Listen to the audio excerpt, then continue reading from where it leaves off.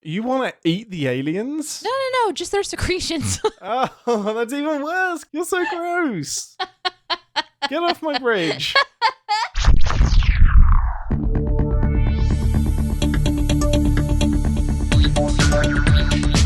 Captain's Pod, stardate 410922.4. Welcome aboard the Starship's Enterprise, and thank you for joining us as we take a brief shore leave from the world of CinemaSins to explore the universe of Star Trek. I'm your Captain Ian Whittington, and with me, as always, she once spent a week hiding in the transporter buffer after drinking the last of my Mutara brand coffee. It's Ambassador Deneé. It was delicious, and you get unreasonably angry when I do it. It's the last. Do you know how hard it is to get coffee out of that nebula? You know how many times I've heard that from people on the ship? Do you know how hard it is? And then guess what? We pull it off anyway. So we're going to go back for more. It's going to be an adventure. Yeah, but why can't you get it first and then take my coffee? Why is it so satisfying for you to take the last cup? Out of my hand, no less. Well, I'd already made it. There are several reasons, but mostly it's just to assert my dominance. Asshole. Just because they wouldn't let you make fires in school. Listen to the outtakes for why that makes any sense at all. For any kind of context, go to the outtakes. Amazing. How are you doing this week, Ambassador? Feeling good about this week, working hard, trying to stay focused. My child survived her first week of school. We're going into the second week of school. So far, we're doing pretty good. It's the bare minimum that you hope. It's survival. We're surviving. Everything is. We're breathing. We're happy. We're fed. What more can you ask for? That's what you want. I have 2 cats that I'm looking after, and they were fun for a day. Now they are not. That's what happened last time. Do you remember that? Well, I know. They shit everywhere and they make a mess. Not everywhere. They shit in the same place, but it's just a mess. Just cat litter everywhere. Anyway, we're not here to talk about cats and children and such. We are here to talk about your short beard. Wow, you have a neck, Captain. I do have a neck. So for podcast listeners, I had a very, very long beard. It is now a very, very short beard. And yeah, Deneé just assumed I didn't have a neck. Why would you ever assume someone does have a neck? If you've never seen it. You've never seen it. But yes, we are also not here to talk about my beard. Okay. We're here to dive into more Insta reviewing of Star Trek. Now that we have Star Trek back on TV, we had 7 weeks without Star Trek on TV, and now it's back with Lower Deck Season 3. Are you excited? I am excited, but I also just felt like I heard all of like the true old school Star Trek nerds be like, 7 weeks without a show, huh? Oh my goodness, right? Why don't you calm down? Yeah, talk to me in 1990 when The Best of Both Worlds Part 1 ended and they had to wait 9 months or like an entire summer to get Star Trek back. Or the gap between Enterprise and Discovery, which was... How many years was that? How many years? I think Enterprise ended in 2007, which means we were like 11 years or 12 years without Star Trek on TV. That's what I'm saying, is there have been gaps where if there was a podcast in that time, it would be... We'd have time to catch up on some stuff. We'd have a lot of time to catch up on a lot of content and talk about a lot of things, but we don't live in that world. We live where we had to go 7 weeks, review some of the shows that we've been talking about. And I really had fun last season because we did a couple of the shows, episodes that has kind of come up, like the Candle episode and others that have been suggested to us. We got to have a couple super cool conversations with unexpected guests, which was great. But yeah, so this season is going to be another of us watching a full season of content together from the very first episode all the way to the end. Heck and yeah. Those are fun for me. We'll see what happens. 10 weeks of Lower Decks. 10 weeks of Lower Decks. Here we go. We can actually do some predictions as well. Before we kick off with Season 3, Episode 1, starting from next week, although as you're listening to this, starting from yesterday, 2 days ago, because this will come out on Wednesday, but every Monday we are going to be live streaming our conversation about the episode on Twitch. So go and follow the CinemaSins Twitch channel. And how we're going to do it is the 10 Forward, ReSINstance, and predictions part of the show are going to be live streamed for you to jump in and have a chat with us, have a chat with each other. But you get to see us do all of this lovely shenanigans live. Not only that, but we will be watching your comments as we go as well. So there might be some fun conversation that we get to have that we wouldn't if we weren't live. So going live has been requested many, many times, and we're going to do it. So we're going to do it on Twitch. Yeah, exactly. And nothing will change with the podcast. That will still come out every Wednesday. But if you want to join us live to talk about the most recent episode of Lower Decks, join us on the CinemaSins Live Twitch channel, 12 p.m. Central, every Monday. If you want to hear the raw, unedited version of the podcast, join us on Mondays. Deneé's just, what the fuck is this shit? It's like, I can't edit any of that. Oh my God, what's going on? You don't edit my curses, do you? No, I don't. It would take me, I haven't got that much time. I have a quick turnaround on this show. I had this moment where you were like, something about your parents, like listening to the episode. I'm like, your parents think of me. I am just the most cursy of cursons. Yep. I'm not going to answer that and instead take us straight back to the Cerritos for season 3, episode 1. I'm ready. Let's go.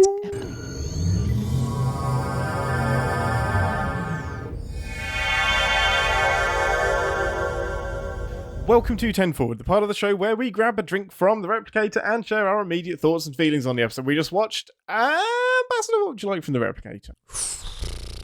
How about a little of that like weird nebulous, but not really nebulous creature juice? How about that? You want to eat the aliens? No, just their secretions. Oh, that's even worse because they're orgy secretions. You're so gross. Get off my bridge. Just they're phasing off all of the goo and you're on the floor licking it. I've discovered yummy. a new drink, everybody. Nope, that's not what you think it is. Well, I don't want anything because that made me feel sick to my stomach. So this week in the season 3 premiere, the crew of the Cerritos is grounded as Captain... Oh, no. Janeway. Captain Freeman. No. Right? Captain Freeman is being put on trial for a crime she didn't commit. In the meantime, our Lower Decks crew, led by Mariner, must find a way to get back to the Cerritos to find some logs that could prove her innocence, plus shenanigans. Not tree logs. This is actually like a digital documentation. Yeah, they stopped carving into actual logs long ago because it was too much weight. Turns out we need trees. Not in space. Right. No air in space. So, Deneé, what did you think of this episode? I loved it. This was one where I can tell that there's a really good cannonball aimed directly for superfans a couple times. A literal cannonball. I didn't even mean that. You didn't mean to do that? No. Oh my goodness. That was amazing. accidentally brilliant. No, because the visual is like, when you take aim at something and like when you hit, it hits hard, like a cannonball. Oh, yeah. Uh-huh. I looked over at you during the show a couple of times, and you, if you were in a grinning chair that didn't have feet, like your feet couldn't touch the floor, you would have just been like a kid, just my legs wiggling. are waggling around. I'm jumping backwards and forwards. There was so much good stuff. So many references in this one, and a few that hit me really well because of the certain movie that they came from, which happens to be my favorite Star Trek movie of all time. So this episode was very much designed to hit Ian on a lot of levels. Loved it. Absolutely worked. Just the episode itself as a story works. It's a classic retake the ship because there's an injustice being done with I love the spin because Starfleet is always like, Starfleet stands for good, but no matter what, Starfleet is doing some sketchy shit. So usually like Picard will have to say, this isn't what Starfleet stands for, what are you doing? And I love the ending of the episode where it turns out Starfleet did exactly what it was meant to do. That was what nice. A great ending. Because honestly, I was expecting it to be a sketchy thing, right? Yeah. And maybe that's because I watched TNG and it's just in me somewhere. Maybe it was just the way that they kind of toned it, but it definitely was a delight that went exactly according to plan, and our B team did not go according to it almost reversed itself. Like, it was so great. They should have just stayed at home. Like if they'd have stayed at home, everything would have been fine. It's absolutely perfect. It's such a on great this one story. occasion it works. What a great story. But there's been so many times in my life when I've been like, oh, I've got to do this before this happens. Yeah. Like before people come over, I've got to clean the house and or it's all going to fall apart. And then let's go. You end up like not for some reason and it's all fine. And then you realize you don't have to do quite so much. This sort of felt like that. It felt like a reminder of the characters' interactions with each other. I think you still have, what am I going to call her today? Hot shot. Hot shot. Nice. Yeah. Maverick. She's like kind of reasserting that part of herself that doesn't quite trust her team, and the team is showing up to reassert that they are capable. But they didn't join her in her craziness. They fucking stopped her because she was doing stupid stuff. And I thought that was a really nice thing to see. Because a lot of times... what friends do. Right. But sometimes friends join you in your stupidity when they should actually be like, you know what? Going and talking to the Klingons by yourself on a starship, not so smart. And they're just shutting it down. And that was nice. I enjoyed that. So the whole end of it was working for me because I was like, oh, this is kind of not doing what I thought it was going to do.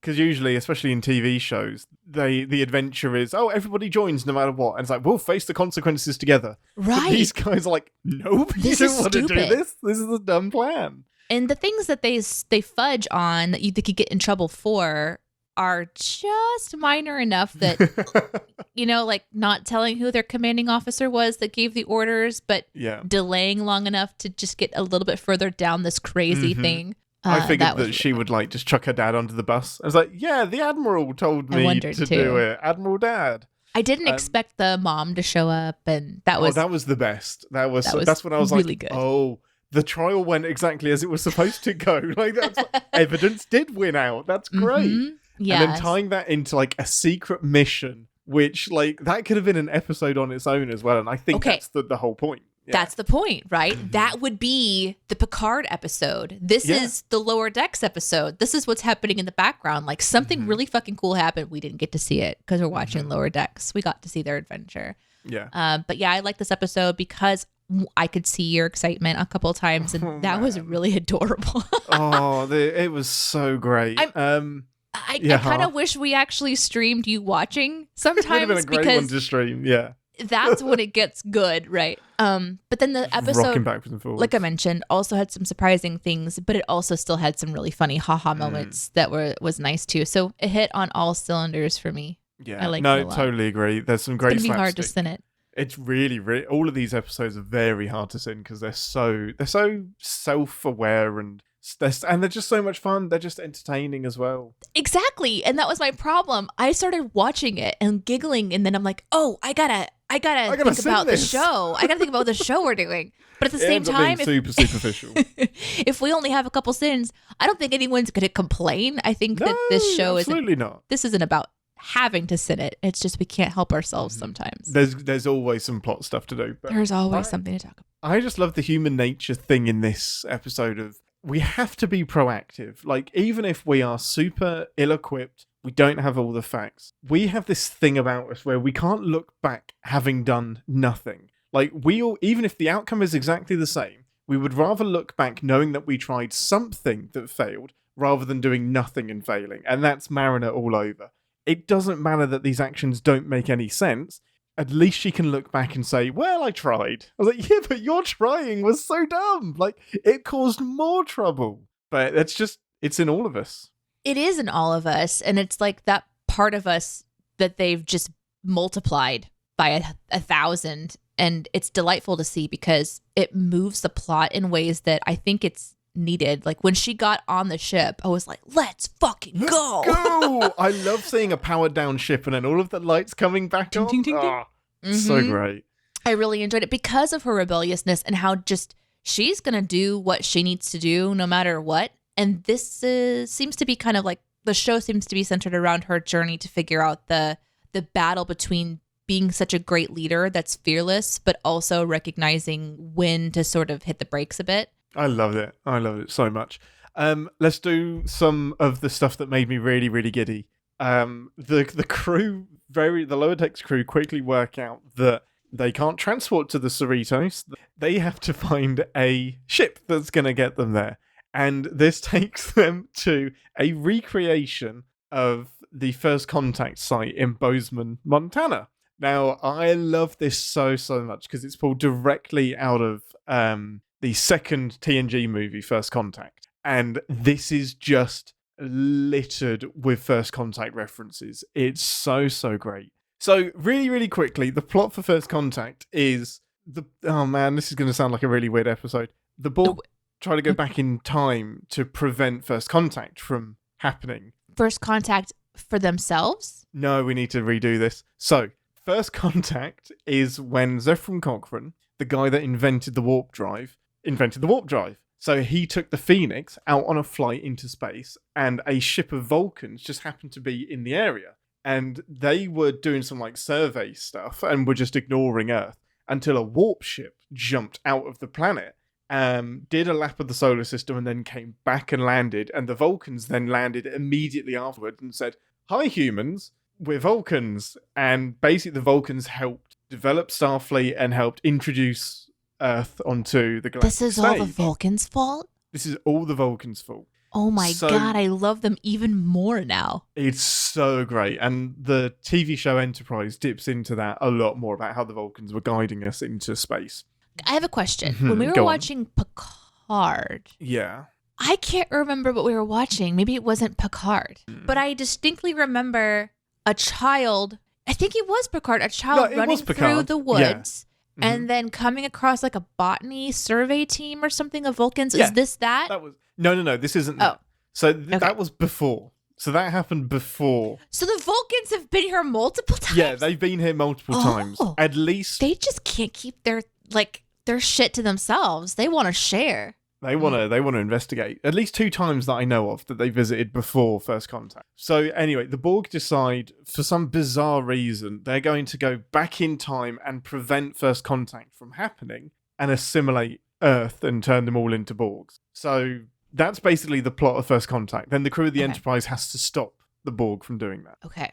So what that did for us as fans is that it gave us our first look at First Contact and what happened, how it happened, what the ship looked like, what the Phoenix looked like, what the Vulcans were wearing. Let's focus on what's important. The fashion stuff, most importantly. But I love that film so much, and like the score, the music, the First Contact music is so great, and they put it in this episode as well, like the swelling. Amazing. It's so great. And obviously Zefram Cochrane, they get the same voice, the same actor. They use his voice to voice the recreation of Cochrane as well. And, like, there's this scene in the movie where... So, Geordi and Riker end up on the flight as well with Cochrane because the ship got damaged and obviously they're going to help. And just as they're doing the countdown, Cochrane is like, "Wait, we can't leave. We have to stop." And Riker and Geordi are like, abort the mission. We got to stop. And he pulls out this green disc and puts on the music. And he's like, "Oh, no, it's okay. I found my disc." And then he puts on the song. Oh, so that was like a nod to that. Yeah. Oh, okay. So great. Well, I really enjoyed that scene in what we saw today in Lower Decks. Like, seeing it through this show's lens was really delightful. Like, not knowing that was even the same exact thing. Yeah, that's why it's so clever. It's still enjoyable even if you don't know what's happening. No, it was great. And it's just a recreation of that scene. It's so great. Playing the music and then how it kind of, like, she goes to hit the button and it doesn't go. Yeah. And then she smacks it and it does go. And the music starts and it goes ping, kind of in the distance. I really enjoyed that. That was one of the moments that gave me like a nice little chuckle I really appreciated. It's so much fun. You're talking about the different scenes that made you giddy. Do you want to talk about more? Do you want me to throw one at you? Go for it. You go for one. Okay. What does it say about me? I don't know. But the vineyard scene at the beginning cracked me up. So that's definitely a nod to, obviously, Picard's vineyard. And Boimler is wearing the same outfit that Picard's brother, who manages the vineyard, wears. He's wearing exactly the same thing. And he will, taste the grapes and all of that. I just love the twist that, like, yeah, his family has a vineyard, but they turn it into raisins. Like, instead of making something fun like wine, it's, we dry them out and ruin them. But then also at the same time, to have these women just throwing themselves at my Boim or whatever his name is. Uh-huh. I was really cracked. It kept, like, getting a little bit more ridiculous. And I'm like, okay, so this is a thing, whatever. And then it just goes right over the edge of the horizon. And Liz Hafnigan was like, "I want to get naked with you." Yes. And he's just like, what did he say? He was like, "Just spray off with the hose, Leanne." Yeah, spray it out of the hose, Leanne. They're just so oblivious. It's so great. Oh my God. And I love that his name is Bradwood. Like, it's not Bradley, because Brad Boimler. It's not Bradley. It's not anything like that. It's not just Brad. It's Bradwood. So what the hell is Bradwood? What is that? Oh so great. my God. That brought me some joy. I mean, there's a lot of things that brought me joy if you want to keep going back and forth. Oh, it's so fun. The other big recreation that they do is where Rutherford and Tendi are having dinner. They're having where Boimler and Hotshot join them. So they're in the restaurant that belongs to Captain Sisko's dad. So Captain Sisko is in charge of Deep Space Nine. And there's a few episodes where he goes back to Sisko's restaurant. And it's just a really, really nice nod. And Rutherford's jumper is exactly the same as the jumper worn by Sisko's son in a few episodes as well. It's just so many like little nods to Deep Space Nine, which was, yeah, I love that so much. Which you can do so well in animation. You can bring those details to life. Whereas if it was, like going to be recreating costumes, you'd have to really go try to find the same kind of fabric, it's dyed the same color, and try to recreate it, which usually can be done pretty well. But it's still hard to get it like just right. They're usually like, we're just going to add a little tweak, we'll add a little update, we'll add a little detail. We can't help ourselves. Yeah. But redrawing it is, it's a lot easier. So that was just a nice location to pick out. Another thing that made me giddy was seeing the snowflake in the opening sequence. Oh yes, that was great. I knew it was coming. Because you did? I've seen like a side-by-side picture because that scene evolves. So in the first series, there's only the Borg cubes and the Romulans and the Cerritos. In season 2, there's a Pac-led ship that joins in the battle as well. And in season 3, you've got the crystalline entity that's there as well, the big snowflake. And I was like, which I recognized because recognized it. You did that in Trek or Triction one day, and I didn't believe you, but it was actually real. It was insane. What's going on? It's so great. I wonder if she'll notice that it's that snowflake. And immediately you're like, the snowflake, it's there. So fun. I love it. And there is this running thing of it would be cool to see the snowflake face off against the Borg, because this snowflake can decimate entire planets. So what would it do against the Borg? Well, so much apparently fun. They're about to find out. So great. I can't wait for season 4 and see what they add into it. Another reference I liked that was also in Sisko's restaurant was the hot sauce. Yes, so the I bottle, noticed that. It was like super telegraphed. So it was called Ketracel White hot sauce, and Ketracel White is another Deep Space Nine reference. It's a substance that an alien army needed to keep them alive. So it was like so this army was bred to fight for. So there's these aliens called the Dominion, and they're like a group of aliens, and they keep these soldiers subservient by keeping them addicted to Ketracel White, and they have to have this to survive, etc. So just a nice little nod to that, and then it just wipes out Boimler. But is it actually that substance, or is it like one of those clever things where it's just called that? You know what I mean? Because I think it's just a branding fucked thing. up. Okay. No, that's really fucked up. It's but pretty who would fucked brand up that their their stuff after that? Yeah, only somebody making a TV show would. That's a sin. That's a sin. We'll just do that one early. But it was a nice nod. I really enjoyed that moment when part of someone's like cursing was like, "Oh, for Kirk's sake." Yes. Boimler's like, for Kirk's sake. I thought that was really clever. I love that. I love that they sinned the Golden Gate Bridge for us. We'll talk about that.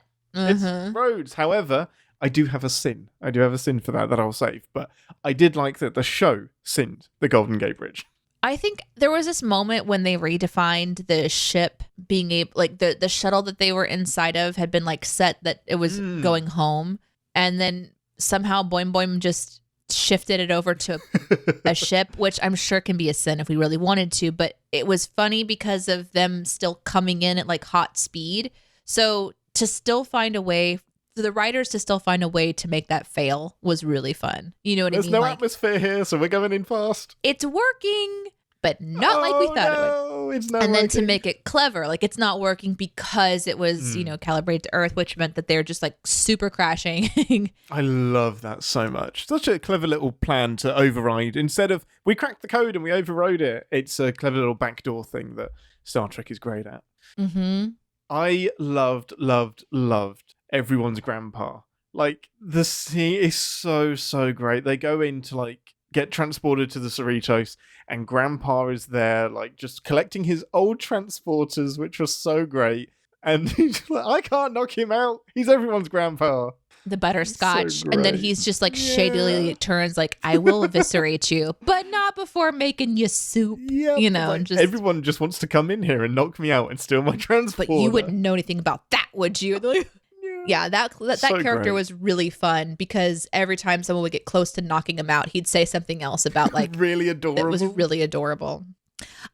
Just before I think it was just before that. No, soon after that is when they hijack the ship, and it pans over to the new scene of like a couple people on the moon that are just watching who's leaving the atmosphere. They're in the space dock. Yeah. Mm-hmm. And they're playing like a digital game of chess. Yeah. And then they realize that the burrito is leaving orbit, and it was so casual. Oh no, the burrito is not supposed to leave. And then just to sort of like casual reach over and press red alert. I love that so much. Really slow. Boop. Red alert. Well, this is happening. And I thought that was it's almost like stealing starships has been so routine that they're just like, oh, we lost another one. It keeps happening. Of course, I loved Gavin the botanist. Now Gavin the captain. Oh my gosh. Like that scene has enough, and they still put in like, well, there's not enough seats, so yeah, there of course there would be a fourth person that joins in. And I was like, I'm not Gavin the botanist anymore. I am Gavin the captain. It's so great. I really hoped that he was just going to disappear and we'd find him on another episode. I'm kind of glad that they put him at the end of this one. Yeah. Mostly because I don't know that I would remember. But it would be fun. It would be fun to be like, who was that? Oh my God, that was from episode 1. Who knows? And he Maybe lands on a different planet and corrupts a species. maybe he gets away. We just don't see it this episode. That would be good. That would be good.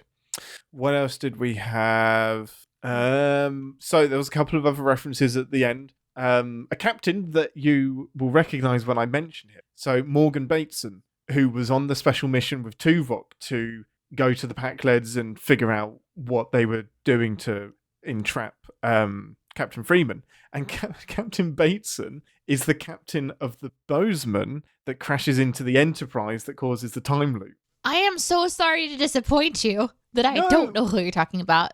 We remember the episode. We did Cause and Effect, where the Enterprise keeps blowing up again and again and again. Yeah. Uh-huh. So there's the ship that crashes into them. Yes. And eventually they prevent the ship from crashing into them. And it turns out that they've been in space. They think they've just left space dock a couple of weeks ago, but they've been in the loop for 80 years. Right. And so it's that captain? That captain, the captain of that ship.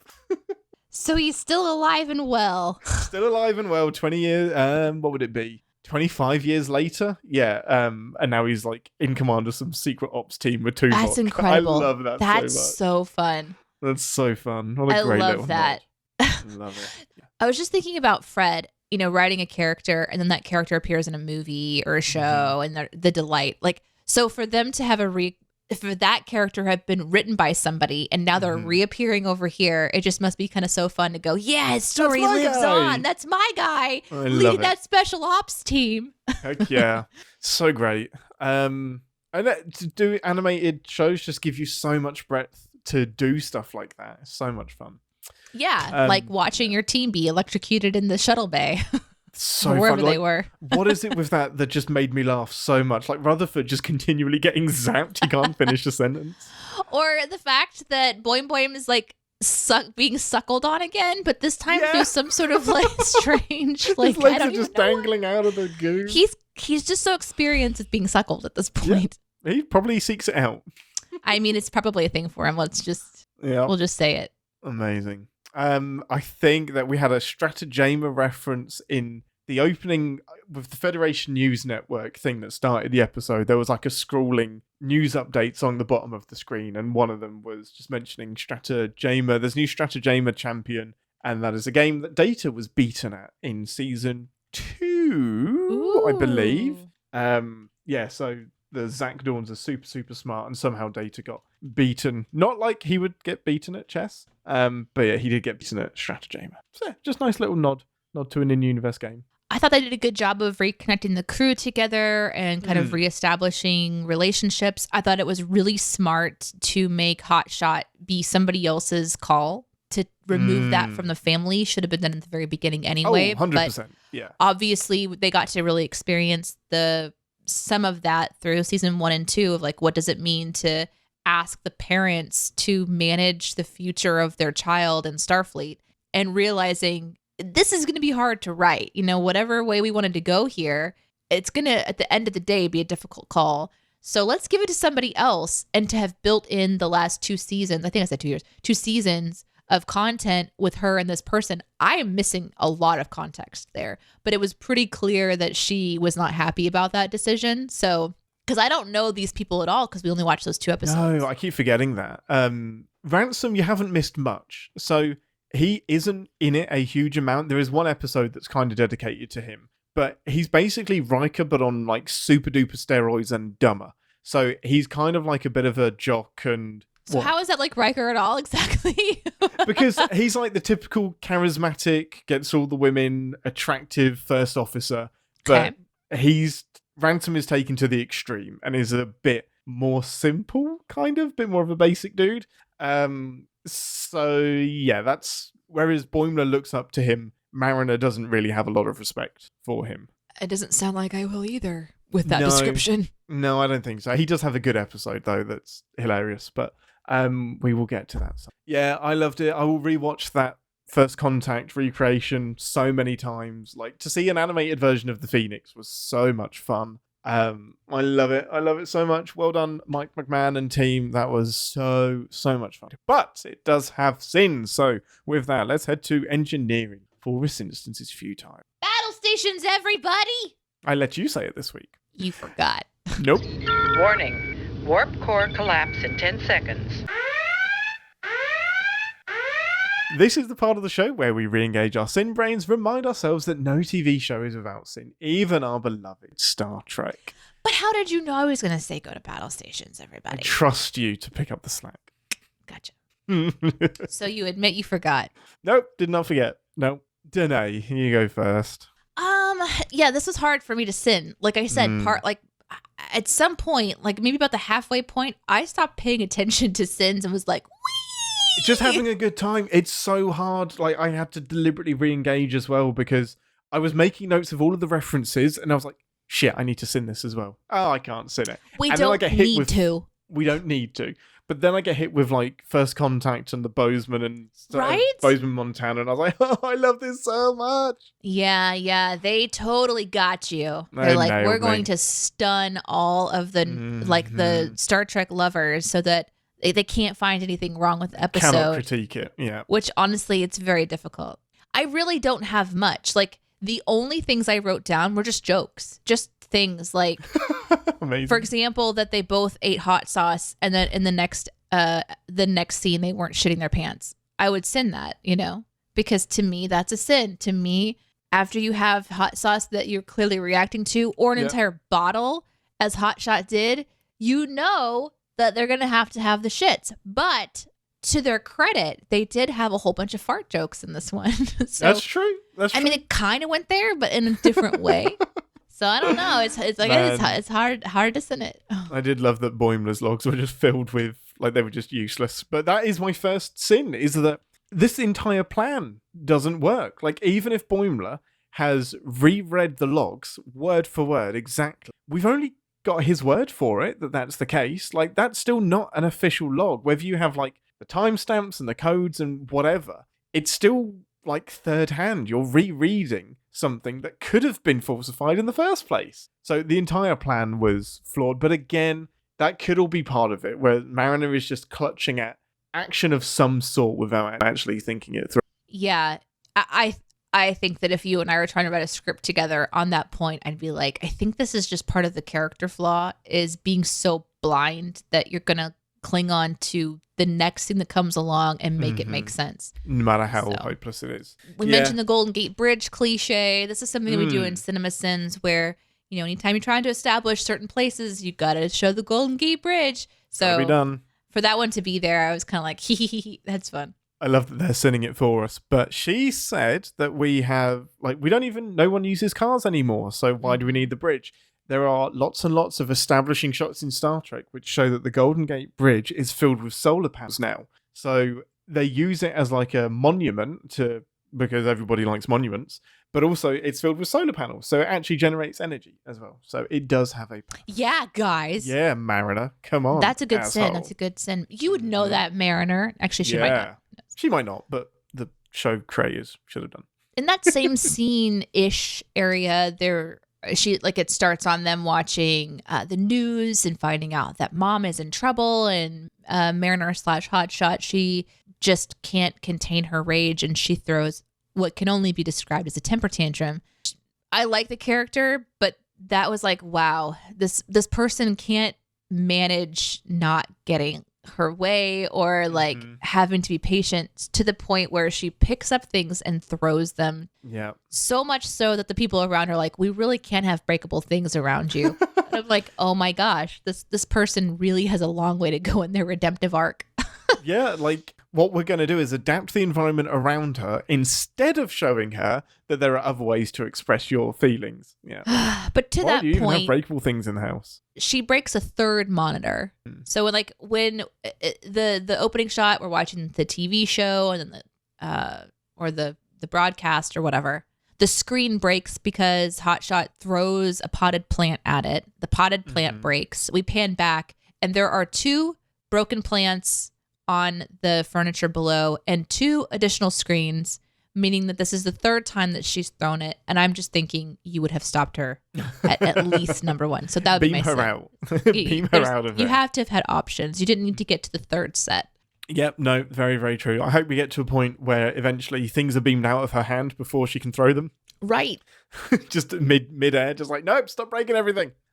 We had something is stopping the transporters from working cliche that was super duper convenient because transporters are a writer's nightmare because they can get you in and out of everything. Therefore, there must always be some convenient space flute that is coming along and preventing them from working. I just thought of an episode. Yeah. Okay, I want to see an animated episode where we literally just watch someone beam in and out of every single conversation from their perspective the entire episode, and just how chaotic that would be.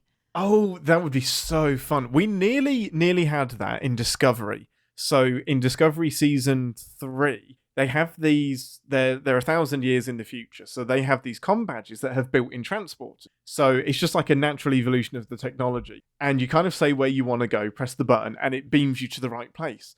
But there's this alien character called Linus that he can't quite get it working right.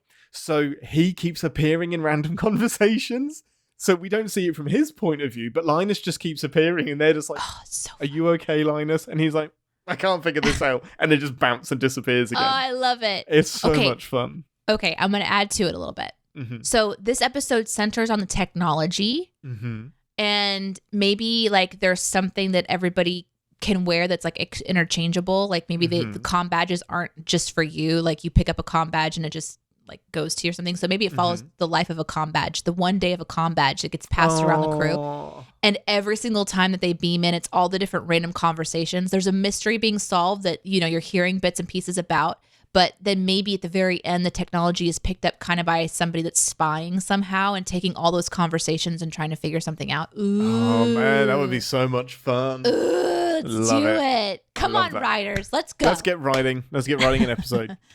The tied to the transporters being so conveniently not working, the convenient solution of the Bozeman recreation just happening to have a functioning warp ship. Like multiple of them. Just that they go out every day and back. Yeah, so they do a lap every day, but it's warp capable. Like you don't need to travel faster than light to leave the atmosphere, but the fact that it's attended only by a hologram as well, I don't know. I feel like there would be an attendant on every warp capable ship, but it's worth it. But it was hacked so easily. Yeah. Yeah.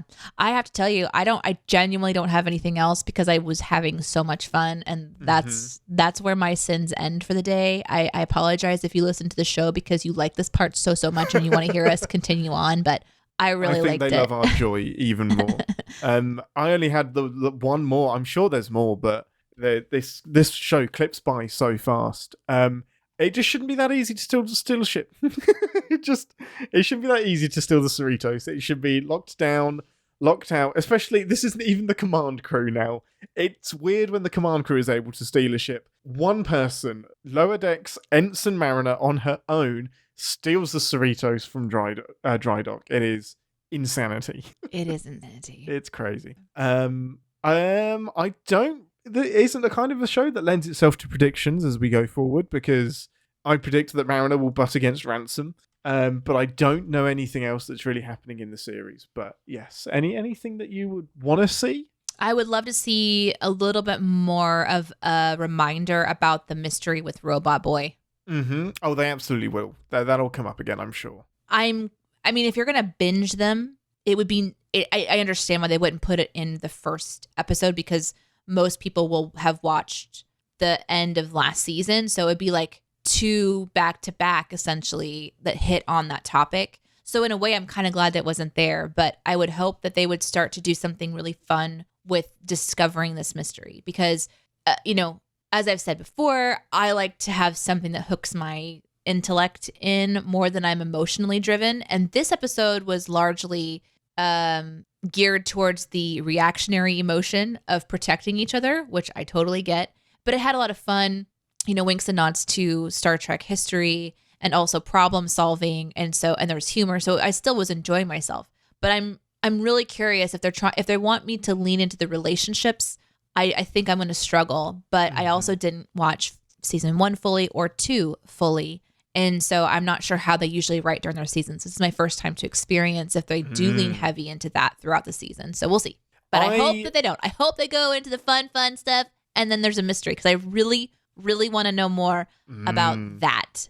I'm really excited. And I would have liked maybe when they were having dinner at Cisco's place for Rutherford to have been distracted and just like, something. Yeah, this is still bugging me. Like, I need to figure this out. Like, because that would consume me. If I had just unlocked a memory I didn't know I have of somebody violating me, but like, I think while it was I'm on deleted. the table. I think it was one of them that was cleared. It was like he saw it right before it was cleared out of his mind. Like, he was having a recap of all the stuff that was getting deleted. So he doesn't remember it. It's gone. No, I think he does remember it, because he mentions it afterwards, saying, I think I got access to a memory I'm not supposed to have. And then it immediately zipped onto the next scene. Oh, so I missed that. He definitely knows it's there, but that would be consuming me. Well, then that's the biggest sin of this episode. Why is he not plugged into some machine for a diagnostic check? Yeah. This is serious. Holy shit. Unless I've misunderstood something, but I'm sure they don't resolve that in the finale. All right. Well, maybe we'll get some tweets about it with listener perspectives, because I am kind of curious about that. That's one thing I cannot wait for them to develop. Love it. Love it, love it, love it. Well, with that, thank you for listening, everybody. We will see you, same bat time, same bat place. However, we are going to have an extra episode in the feed this week so that we get caught up. So Lower Decks obviously comes out on a Thursday. So when you're listening to this on Wednesday, 2 episodes will already be out. So you're going to have an extra episode dropping this Friday or this Saturday. We'll tweet it out to confirm, covering episode 2. And then next week on Wednesday, we will be into episode 3. So we will be 6 days behind when the latest episode comes out, but better than a week and 6 days behind. But yeah, we will definitely be broadcasting on Twitch on Mondays at noon as well. So we'd love you to drop in and say hello as we record the 10 forward and ReSINstance parts of the show live. Did I get that all right, Ambassador? I stopped listening. Yeah. Do you want to hear my version of it? Yes. We're going to get caught up. Watch your feed and join us live at noon on Twitch on Monday. What she said. Much, much better. Well, with that, thanks for listening, everyone. I'm Ian Whittington, and don't let the door hit you where the big bang split you. I love that line so much. And I'll just say it's what the Kirk from me. I love it. Live long and Podsper. Thanks for listening. Want to connect with the show? Our hailing frequencies are always open through captainspod@cinemasins.com. Like, comment, and subscribe on your podcast player of choice, and be sure to visit cinemasins.com. Okay, yeah. Okay, my recorder is working. That's my red alert siren. I knew what that was instantly. Interesting. Yeah, you're nerded. You're getting nerded. I've been nerdified. I would desperately find reasons just to not be at school. I hated it so much. Yeah, so did I. It's crazy that it's the place where you spend your 18 most formative years, and it's completely hit and miss whether you have people there that give a shit. Whether there are people that actually engaged in doing that or not. It's insane. And it's not like you're guaranteed in a private school. No. No, you're not. You could be paying for it and still have somebody that isn't engaged. It's less likely, but it's wild. I can see why homeschooling happens. I was just going to say that. I now understand more than ever why some parents decide to try to take the guidance into their own hands, because then they can kind of go, well, what are you interested in? And yeah. At one point in time, I thought about, doing that myself, but, now I'm kind of full on career mode, and not a chance of giving it the attention it deserves. And that's why I've always been against homeschooling, because the only examples I ever saw were, without being judgmental, not done right. I wondered why you paused. I was like, what happened? Did something just happen outside your window? You glanced in the distance, and now I realize it's because you're actually thinking about all of the people that you're about to upset if you're not careful. I'm just saying, and all of the best sentences start with "I'm just saying." By the way, hey, I'm talking here. I'm just saying. Plopping them in front of an iPad does not an education count as. There's so much homeschooling around here, and so it's very common, and done really well. There's conventions for it, and there's groups you can join where families sort of unite so that if a parent is really good at educating on math, that's you go a really over. Smart idea. So it's kind of more community guided, but you actually end up finding these homeschool communities. You share as a group, you'll find group activities to do. So if everybody's interested in doing soccer, all the parents kind of band together and make sure that they figure out how to do soccer in the group. So there's options, but that takes quite a bit of effort as well. So, of course. But that's kind of how it works on the Enterprise. Just to bring it all back to Star Trek, one of my favorite things about The Next Generation was that it showed what life on a starship was like, because the whole point was this ship, bafflingly, has families on it, even though it's the flagship and they're facing down Klingons and Romulans and the Borg. There are 500 families on this ship as well. Can you? Okay, hold on, pause. Yeah, I kind of know where you're going to go, but hold on just a second. Can you imagine? So you're a professional. You're going to work on the starship, and you also know that there's a likelihood you're going to start a family at the same time. So you and your partner are like, okay, listen, let's start a family in one of the most dangerous places known to man. Man. Insane. And then you're like, yeah, let's do it. The weirdest example of this is the beginning of Voyager. So Voyager is being sent, its very, very first mission is to go and intercept a dangerous group of people, basically, that are in a nebula and they're kind of doing terrorism stuff. And it's that mission that gets them thrown into the Delta Quadrant. And then a lady comes forward and says, by the way, I'm pregnant. And I was like, what were you doing on this mission to begin with? I guess life goes on, but pick, and she's a science officer. So I was like, pick a less dangerous mission. It's crazy. Then, sometimes you just don't know. And you think you're just going to go on some survey and you end up doing something crazy. Yeah, you end up maybe 80,000 light years away. I guess it's just we're going to risk it because there's a chance that the kid's going to be just fine. Or everyone who's on the starship had parents that decided to have that child on a star, and it's just normal. This is just normal, being raised where red alerts can happen. Super normal. Just part of normal life.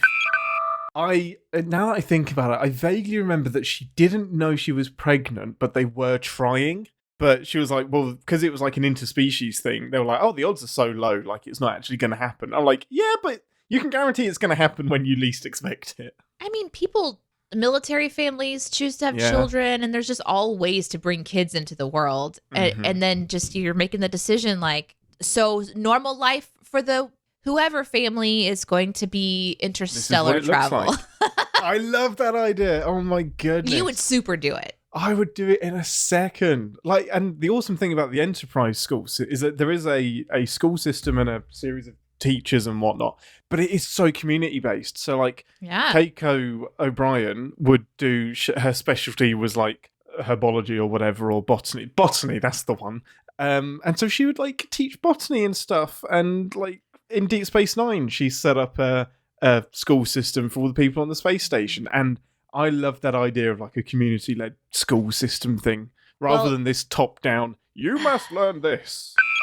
I'm really excited right now because the first week of school, her teachers talked about her being a leader and how proud they were that she was a leader. So she's picked up their terminology and their routine really quickly. And she's such a good communicator that she's turning around and she's educating the people around her. And so she has that kind of director leader vibe. And so the teachers are super excited about it. Well, yeah, and if she was on a starship, just think of it. Yeah, straight to command. Straight to command for you, because guess what? We're going to have to replace the command someday because they're just training up little. So I'm essentially training up a captain right now. Yeah, you are. That's one of the dumb things about school is it's summed up by like school uniforms. Like in England, school uniforms are really, really common. Pretty much every single state-run school has a uniform. Yeah. And it's just that putting everyone in a box. Like I get the branding thing behind it of we don't want kids to feel left out because some are turning up in Nike and others are turning up in whatever. But it's that trying to fit everyone into the same box, and we never were given opportunity. Though. I know. I mean, I went to school and I got to wear whatever I wanted, essentially. I hated it. Interesting. I wanted a uniform because then at least we were all just regular people. Nobody was looking at my clothes, or I had to worry about what I was going to wear, and that's my personality. Now, had I grown up with a uniform, I would be rebelling against the uniform as well, because there was just no satisfying me when I was a small person. I was a terror, and I would just like to take this moment to once again apologize to my family. I was the worst in religious studies because I was the why kid. Like, even like before I was consciously aware of it, like I must have been 12 or 13 or something. And I was like, yeah, but why? Yeah, but how? How did Jesus come back? Give me the mechanics of how he was resurrected and how he came back and why. Let me describe teleportation to you. Yeah. That's fine. Give me the science. Yeah, there's science behind it. But, in biblical times, they really couldn't explain it. When I was little and I was going when I was going to church, there was this class that I was put in for the little girls. And the little girls were told that we wanted to earn badges that we could sew onto the sash. And that would prove, I guess, our slow dominance over the other children in our sex, I suppose. Yeah. But ours were like, sewing and baking. And then my brother was going to a class and they were learning how to start fires and how to go fishing. And I thought that it was bullshit that I couldn't do the same. So I attempted a coup. Oh, amazing. What a surprise. Yeah. I remember marching out of my class. Like, this is ridiculous. I should be able to do what I want. If I want to learn how to start a fire like the boys. And I marched out of the class. I think I remember saying, who's with me? And then I marched out of the class. I looked up behind me. It was solo Deneé. Yep. Totally fine. Yep. We're plan is proceeding as normal. And then I marched across the church to where the boys were gathering, and I went and sat in their class. And when they asked me to leave, I refused to leave. They got my parents, and my mom and my dad were like, well, why can't she learn how to start a fire? And they're like, oh, no, you're that family. But here's what was kind of sad is my mom and dad decided, okay, well, if that doesn't exist, let's start our own little group, and we'll try to do something at the school, or at the church, rather, for like the little boys and whoever. If you want to learn how to camp, let's teach you how to camp, right? Yeah. If you want to sew, then you learn to sew. It didn't go well. Wow. So it never happened. And maybe things have changed. That was a long time ago. So maybe things have changed. I hope so. But it just depends on where you go, right? Like if it depends on the state you live in or the part of the world that you live in. Education is different. And the important thing is you find the best thing that you can do with your resources and your time, and you trust that your kid, whether going through public school or church programs, is going to turn out as okay as they can, because ultimately it's up to you to have the conversations and fill in the gap when they get home. You're going to have way more time with them than any teacher will, regardless of where you send them. Yeah, absolutely. Can you imagine having pets on the Enterprise? Just like running around. Well, Data does, but I always assumed that Data like kind of replicated a cat. Yeah, I was like, I was just thinking, did he replicate it? No, it's a real cat. It's a real one, because it keeps escaping from his quarters and eventually gets pregnant. Which means they changed the gender of the cat as well, because Spot was always a boy until Spot got pregnant. But doesn't that also mean that there's 2 cats? Yep, that means there's another cat. And there's actually more, because Data said he wasn't too sure who the father was.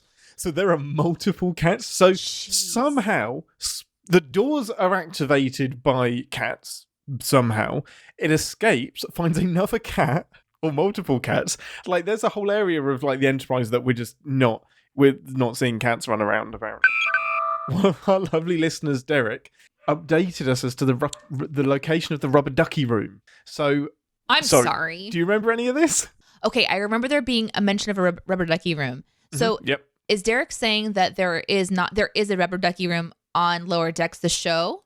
On TNG, and I totally missed this. No. What do you mean, no? No, not on TNG. There was? No. So there is a side view of the schematic of the Enterprise D, which is on loads of pictures in engineering and on the bridge, and there is literally a room labelled the rubber ducky room. No. Yeah, well, there is. No, I don't believe it. Deneé is calling you out. You are a liar, sir. Well, are you going to show me a picture right now? Let's Google it. Well, so, you know that's just been doctored. Enterprise. Well, then, what episode? What episode is it in? Okay, let's find out. Enterprise D. No, I can't believe that the TNG. It's got to be code for something, hasn't it? Right, yeah. Like when things go really bad, when the children rebel, like what's happening at Iris's school. When the children rebel. This is where they go. It's like the rubber ducky room. It's like code rubber ducky. Oh, no. It's okay. So there is the shape of a rubber ducky. Okay, this I can on the believe. Enterprise D. So I can pull up this. I believe 100%. It being labeled, I was going to have a hard time chewing on. It wasn't labeled. I can hear Derek screaming at me now because I was getting it all wrong. Okay. So can I share a window? Chrome tab. There we go. Can you see that? Oh, look at the little rubber ducky. Look at that. Look at it. I mean, it's a room that has one massive rubber ducky in it. That's insane. Thank you, Derek, for that update. Thank you, Derek. There is an episode where over the comm system, it's in yesterday's Enterprise, Derek said, which is a great episode we should watch. Somebody on the comm system says, Dr. Solar to Cetacean Ops, please. So it's not just labelled, it is named Cetacean Ops. That's so great. So, okay, hold on a second. Yeah. It just hit me that, like, parallel to my TNG on my Enterprise with my Captain Picard, there's a fucking dolphin on that shit. Yes, there is. There are whales or dolphins or like porpoises or whatever they are. Yeah. He probably checks in with them every now and again. He's just like, hey. Oh my God. How are the dolphins? That's just so ridiculous. It's so ridiculous. It's the best. But I don't know why. Why is it ridiculous? Exactly. There are cats. Star Trek the animated series. Okay, hold on. There's cats, but the cats aren't operating the fucking ship. No, they are. The cat, no, they're not. Yeah, they are. There's a species of cats called Caitians. So Doctor the cat doctor on Lower Decks, Ta'ana. She's a cat. She's a Caitian. Okay, right. I'm talking about like the pet cats that I'm used to seeing on TNG. Oh, right. No, Spot isn't operating, not deliberately anyway. He might be like doing biscuits on one of the panels. The idea is that these are dolphins from like Earth, right? No, I think it's a species of dolphins from a different planet that are like dolphin-esque. I don't mind that the dolphins of Earth are fully capable of helping out on a starship. Yeah. I'm not opposed to that. There is a school of thought where the only thing that stops dolphins from communicating with us is language. that they are smart enough to comprehend everything that we are doing, but they just can't speak to us. I don't believe that. Yeah, who knows? I believe that they don't want to. Oh, yeah, no, that's much more likely. Just all this time of watching humans just dump shit in the ocean. They're like, we don't want to talk to you. That's it. Like, at the end of the one with the whales, one of my sins was, like, because obviously they bring the whales back to Earth and they put them in the ocean. And then it has, like, this minute of whale speak between the alien ship and the whales on Earth. The two whales that have now been brought back. And I was like, this message isn't fucking kill them. They ruined our life. I was like, why would you bring these whales back assuming they would say, yeah, spare the humans? No, they'd be like, oh, take them all out. Fuck them up. Let's start over again. Let's see how they do the second time. Oh, you're here to defend us? Yeah, fuck yeah, let's do it. Like, it's a huge plot point that they just never acknowledge. Or the whales are like, why are you taking us back here? And it's just a minute of them going, no!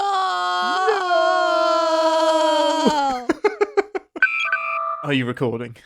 What do you mean am I recording? I've been recording for 30 minutes. All right, it's just worth checking. I've been recording for 43, just to let you know how late the ambassador was. But into the show. That's not true! Nope. We'll see what the edit says. Computer, I'm going to go ahead and just pull rank here and... Deny access to the captain. Yep. Yeah. No! I am confused about where anything is, how it went away, but I'm still recording. I didn't even know that you were gone. I wasn't. I don't know what happened. You left. Well, I wrote a really, really important email and I was like, man, he's being super quiet for me. I really appreciate that. He must know that I'm doing something really intense right now. Nope. And then I'm like, okay, I'm done with that, Ian. Ian? Still blank stares. Yeah. No, sorry. You just left. Hey, that's that snowflake thing. Yes, that's it. That's Is that the snowflake. New? Yeah. Or we just missed it last time? No. They update the battle each time. Oh with my each God, season that's insane. To add more ships in. It's so like great. every season or? Uh-huh. So oh my God. In season 1, it was just the Borg and the Romulans. Okay. Then that ship on the bottom left was added. And now the snowflake has been added. It's so great. It's the snowflake you showed me. Yeah, it's the one. Just spray off with the hose, Leanne.